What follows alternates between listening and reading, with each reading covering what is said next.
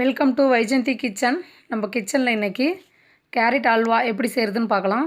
ரொம்ப சிம்பிளாகவும் ஈஸியாகவும் ரொம்ப டேஸ்ட்டாகவும் எப்படி செய்கிறதுன்னு பார்க்கலாம். வாங்க வீடியோக்குள்ளே போகலாம். நான் 1/4 கிலோ கேரட் எடுத்து இந்த மாதிரி சின்ன இதில் துருவி வச்சுக்கிறேன்.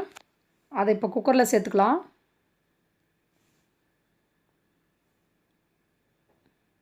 ரொம்ப பெருசாக துருவிடாதீங்க, அது கொஞ்சம் பார்க்குறதுக்கும் நல்லா இருக்காது, சீக்கிரமாகவும் வேகாது.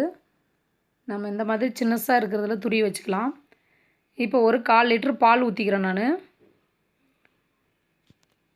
அப்படி இல்லைனா நீங்கள் அந்த குக்கரில் கேரட் இருக்குல்ல, அது மூழ்கிற அளவுக்கு பால் இருந்தால் கரெக்டான பதங்க.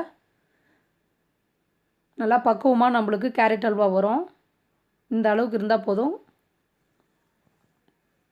இது ஒரு 2 விசில் வச்சு நான் எடுத்து வச்சுக்கிறேன். இப்போ ஒரு கடாயில் ஒரு 2 டேபிள் ஸ்பூன் நெய் விட்டுக்கலாம்.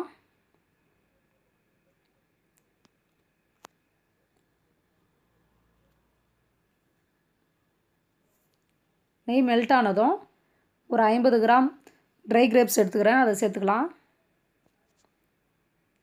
லோ ஃப்ளேம்லேயே வச்சு வறுத்து எடுத்துக்கோங்க.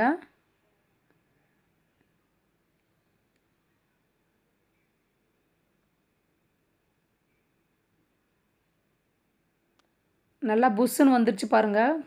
இந்த அளவுக்கு வந்தால் போதும். நம்ம இப்போ இது ஒரு ட்ரேவில் எடுத்து மாற்றிக்கலாம்.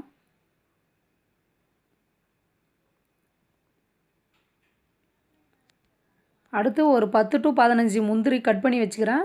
இப்படி 2ஆக கட் பண்ணி வச்சுக்கிறேன். அதையும் லோ ஃப்ளேமில் வச்சு நம்ம வறுத்து எடுத்துக்கலாம். இந்த ஸ்வீட் ரெசிபி செய்ய தெரியாதவங்க கூட செஞ்சிடலாம். இப்போ தான் நாங்கள் ஃபஸ்ட்டு செய்ய போகிறோம் அப்படின்றது கூட கரெக்டாக பக்குவமாக செஞ்சிடலாங்க. ரொம்ப ஹெல்த்தியும் கூட. விட்டமின் ஏ நிறைஞ்சு இருக்குது இதில், மினரல்ஸ் எல்லாமே இருக்குது இதில். இப்போ அதே ஃபேனில் நம்ம அந்த வேக வச்சுருந்தோம்ல குக்கரில் கேரட் பால், அதை சேர்த்துக்கலாம். நல்லா சேர்த்துட்டு நல்லா கலந்து விட்டுக்கோங்க. இது வந்து மீடியம் ஃப்ளேமில் ஒரு 10 to 15 நிமிஷம் நல்லா குக் ஆகட்டும். நமக்கு நான் பால் வந்துட்டு ஒரு 1/4 லிட்டருக்கு மேலேயும் கொஞ்சம் சேர்த்துக்கிறேன் நான். இந்த அளவுக்கு கேரட்டும் பாலும் இந்த இதில் இருக்கணுங்க. அப்போ தான் கரெக்டாக சூப்பராக வரும் நம்மளுக்கு டேஸ்ட்டாக அல்வா. பாருங்கள், எல்லாமே பாலெல்லாம் நல்லா சுண்டி நம்மளுக்கு கேரட்டும் நல்லா வெந்து ஒரு பதத்துக்கு வந்துருச்சு. இப்போ 100 கிராம் சர்க்கரை சேர்த்துக்கலாம், ஒயிட் சுகர். நான் எங்களோட டேஸ்ட்டுக்கு தகுந்த மாதிரி நான் சேர்த்துருக்குறேன். உங்களுக்கு இன்னும் அதிகமாக இனிப்பு வேணும்னா ஒரு 50 கிராம் நீங்கள் எக்ஸ்ட்ரா சேர்த்துக்குவாங்க, இன்னும் இனிப்பு அதிகமாக வேணும்னா. நல்லா இந்த மாதிரி லோ ஃப்ளேமில் வச்சு நம்ம கிண்டி விட்டுட்டே இருக்கணும், இல்லைன்னா அடி பிடிச்சிரும். அடுத்து நான் சுகரோடு சேர்த்து ஏலக்காய் 8 தூள் பண்ணி வச்சுருக்கிறேன். அந்த பவுடரையும் இப்போ சேர்த்து நல்லா மிக்ஸ் பண்ணி விட்டுக்கிறேன். நம்ம இந்த அல்வா வந்து நம்மளுக்கு வானலியில் ஒட்டாமல் வரணும், அதுதான் கரெக்டான பதம். அது வரைக்கும் நம்ம நல்லா கிண்டி விட்டுட்டே இருக்கலாம். ஆல்மோஸ்ட் நம்மளது கேரட் அல்வா ரெடி ஆயிடுச்சு.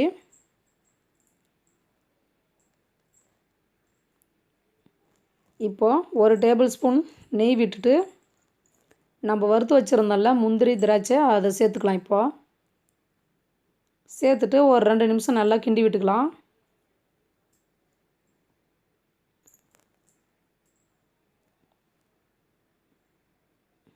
அவ்வளோதான் பாருங்கள், வானலில் ஒட்டாமல் எப்படி வருது.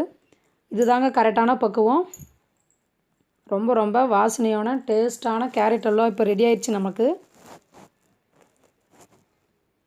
ட்ரை பண்ணி பாருங்கள், கண்டிப்பாக ரொம்ப டேஸ்ட்டாக இருக்கும். சிம்பிள் மெத்தட் தான், வெரி ஈஸி.